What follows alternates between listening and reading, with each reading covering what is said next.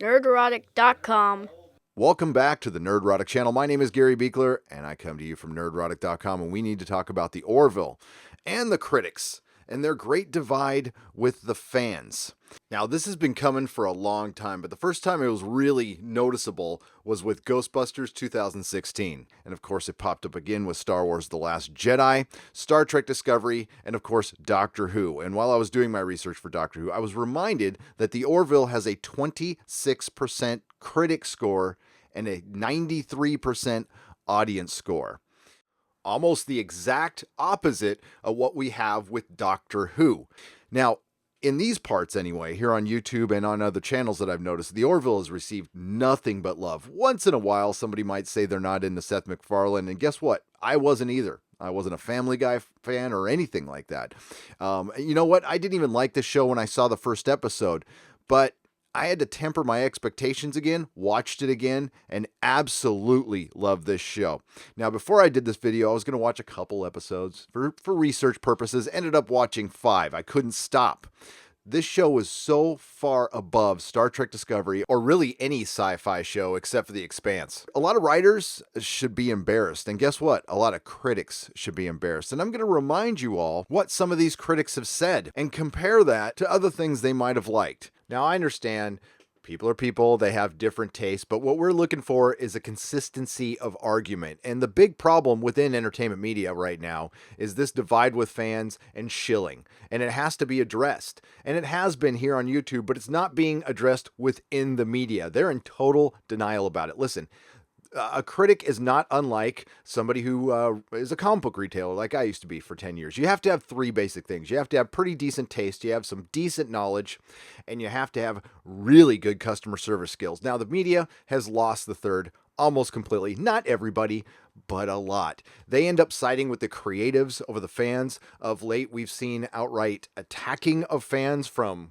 media, from people who work within these films. We have Star Wars cast members attacking people. That's shameful and ridiculous. And if you ever question why there's a problem right now, look in the mirror.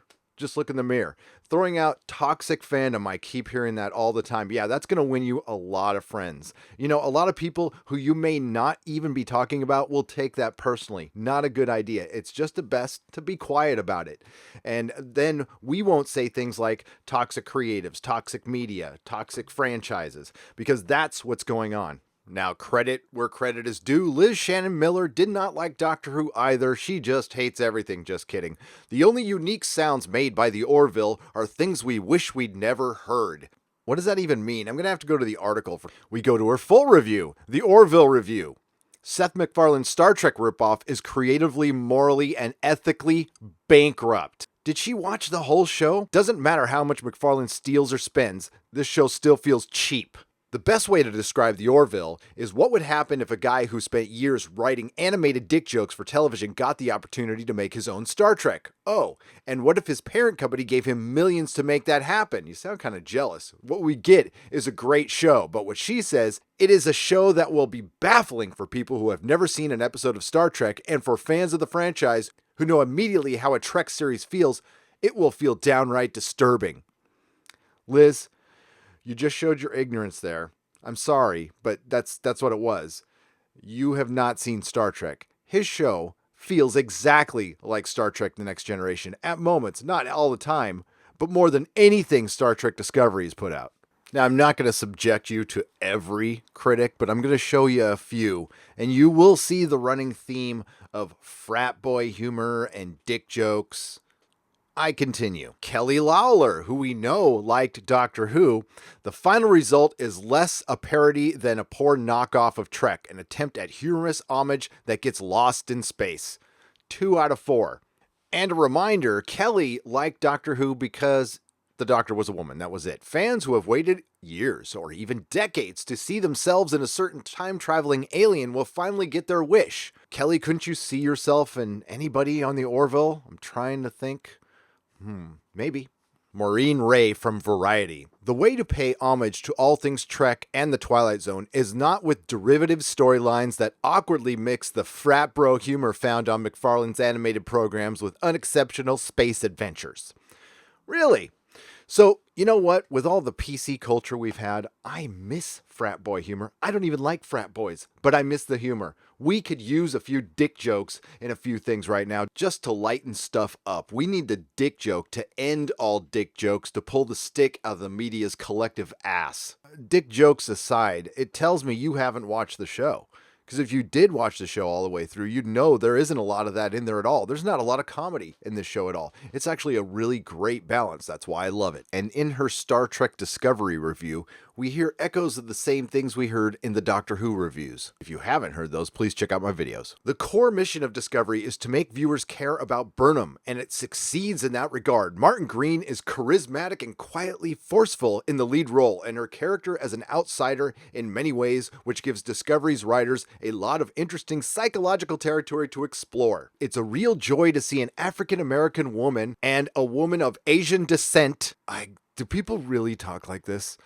Michelle Yeoh's Captain Philippa Georgiou charging through the universe, leading, strategizing, and kicking ass when necessary, though Discovery has a number of patches of latent exposition. The mentoring relationship between the two women is nicely sketched out by Yeoh and Martin Green. So if the mentoring of women is important to you, how come you completely failed to notice it in the Orville, which was used quite well? In case you didn't notice it, and you might not have because it wasn't announced everywhere, the Orville is a very diverse show. And now let's get to the important stuff. The audience score, the fan reviews. You know, so much weight is put behind the critic reviews on Rotten Tomatoes. It seems like that shows and movies are almost made for them nowadays. Now, a part of the reason for this divide and why sometimes critics lash out is they feel the competition. They feel the heat. Because the fans are competition now. YouTube videos, reviews in Rotten Tomatoes. I think more and more audience scores are starting to be respected and read than the ones by quote-unquote critics. From Alistair S. I love the name Alistair. Seth MacFarlane understands sci-fi. He understands drama. He understands comedy. But most importantly of all, he understands the fans. You can ignore the critics, especially on RT, which is, let's face it, a swamp of paid shills and ignorant morons. The Orville is great science fiction and the home for angry fans of shows like Star Trek Discovery and Doctor Who. Alistair S., I am applauding you, sir. Spicy Meatball. This is the Star Trek that fans want. Seth MacFarlane's love and respect for Star Trek shows in the Orville and everything from the sets to the uniforms. You can see this ship existing in the Next Generation era. These episodes are a lot like the Next Generation. I will take this over what CBS and Bad Robot have been giving us and calling it Star Trek. Stay spicy, Meatball. Refreshingly simple and, dare I say, sincere, Seth MacFarlane and team really knock it out of the park. Alexander K. Very interesting spelling of your name. At first I was uneasy with the Sci-Fi parody and hyped about the new Star Trek Discovery, STD.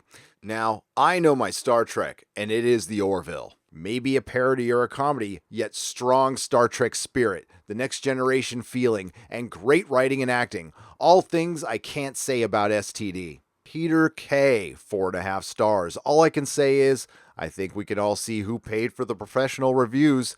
How did that work out for you, CBS? Seriously, though. Awesome show for any fan of Star Trek, the original series, the Next Generation, and anything other than the JJ crap in Discovery. While not Star Trek, sadly, it's close as you can get. Even if it's a parody, even Trekkies who hate Seth like this series. I wouldn't say I hate Seth, but I was not a fan, and I am completely won over. Agreed. Daniel H., 5 stars. I cannot understand the apparent critical disdain for this series. This is the closest thing we have had to a true Star Trek-style series in decades. An excellent blend of humor, action, emotion, philosophy, and even genuine drama. The characters are likable and well-developed. The episodes are well-written and paced, and the performances are good. MacFarlane in particular is excellent when playing it straight as Captain Mercer. Great show. Joe E., 5 stars. Clearly the critics are not representative of the audience. I loved it and can't wait for season 2. It has good storylines, interesting characters, good sci-fi machines, ships, equipment, and relatable characters. I have been watching all the various Star Trek series since the 1970s. I really tried to get into Star Trek Discovery, just couldn't stomach it. Literally no relatable characters there. So I gave the Orville a shot. Now this show is actually going to supplant Star Trek. Better dialogue and characters, and with just enough of off-the-wall humor to keep me hooked. Caesar C. sums it up perfectly. Simply a fantastic, fun sci-fi series. The critics seem to brood in the darkness of new sci-fi.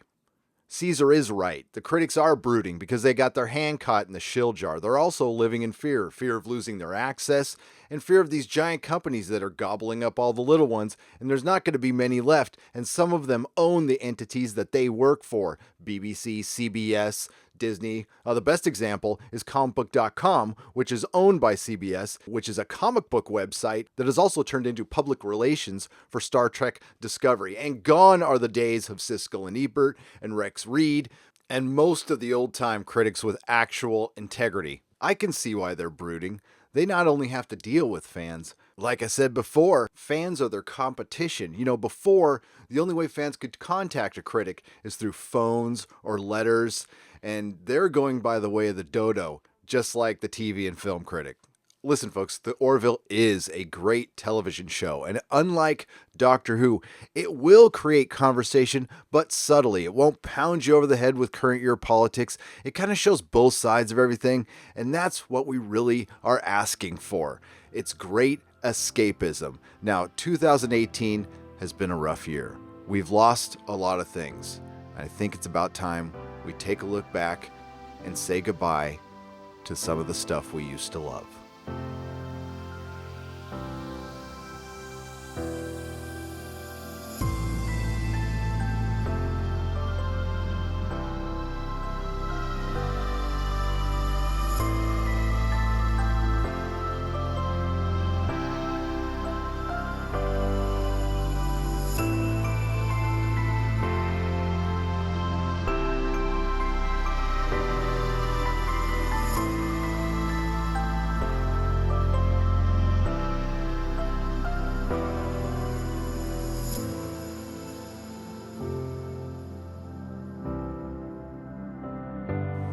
Nerderotic.com. Please subscribe.